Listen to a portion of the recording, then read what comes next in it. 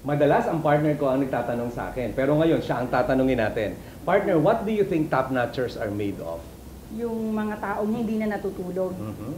at hindi na rin nanonood ng sine.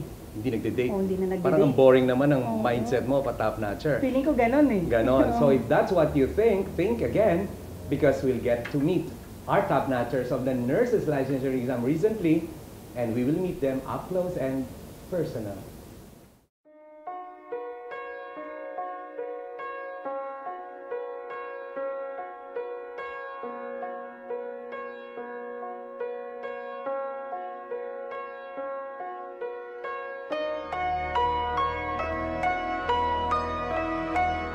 Nandito tayo ngayon sa Life Center para i-pamper ang mga top-notchers ng Nursing Board Exam 2012. Pero bago natin i-pamper ang mga nurses na ito, kailangan malaman natin paano sila naging top-notchers. Ikaw, number 2. Paano mo pinaghandaan ang iyong pagiging top-notcher?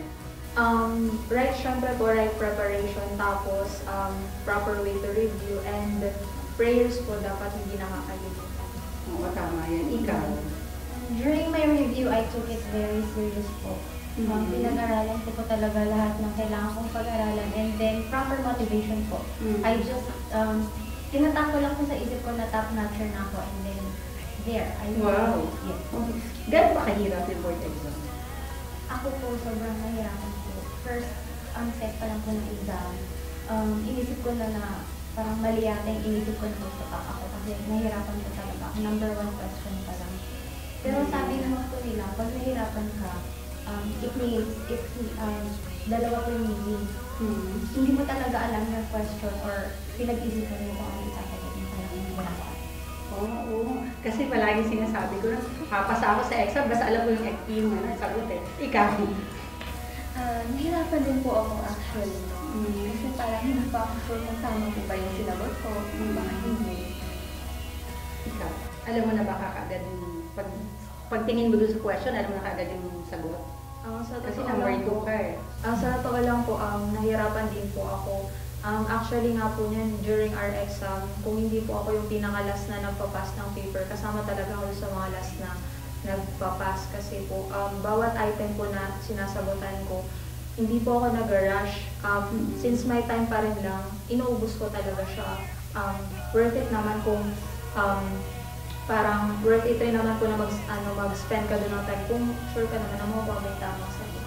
So ngayon, di ba, top-notchers kayo? May pressure ba na kailangan makahanap ka agad ng trabaho or bigyan ka agad ng trabaho yung mga magulang? Ako po, since something ended, tapos medyo yung family ko po, financially unstable po. So parang nape-pressure din po na maghanap. Yun nga po yung isang naging motivation ko kung bakit gusto ko mag-top. Kasi I heard na for top-notchers, you have greater opportunities for jobs. Dahil mga top-notchers kayo, paano nakatulong ang review center? Sa CBRC po, hindi lang po knowledge and skills yung itinuro nila sa amin. They taught us the right attitude to be kung paano po talaga maging nurse na yung taong nurse. Yung how to care for our clients, to give them genuine care, and then they motivate students very well. Sa CBRC po, hindi po sila, they don't matter kung you're a cum laude, you're a regular student, but for them, the board exam is a big equalizer. So everybody has a chance to top it. Sa CBRC naman po, hindi lang po nila sinupplement yung knowledge namin. Bagkus, minotivate pa po nila kami to be someone po na makaka-top the board, and yun po, tinuruan po nila kami to have self-confidence po. Wow. Ikaw? Sa CBRC po, they help me focus on the important things, tapos sobrang organized po ng mga aralin. So, studying makes it easier.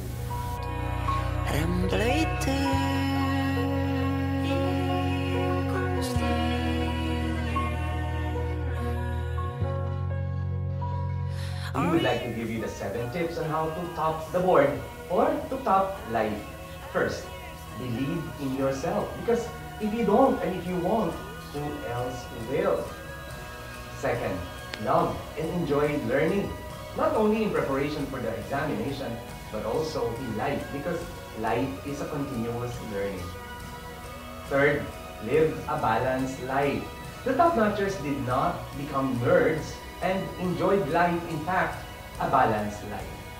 Fourth, focus your energy. There is such a thing as priority. While preparing for the board or preparing for something, might as well give your full focus. Fifth, hold on to your dream. You know, sometimes there would be adversities that will come your way, but your dreams will make you focus and get you off the track and persist and persevere for success. Tip number 6 is find your learning partner. In the case of those who will prepare for the board, maybe a choice of a good review center will really help and bring out the best in you. 7, but not the least, is pray for grace. Because someone up there is good, great, and almighty. Congratulations. For Card Balita Review Center and the top notchers, we give thumbs up. Thank you, CBRC.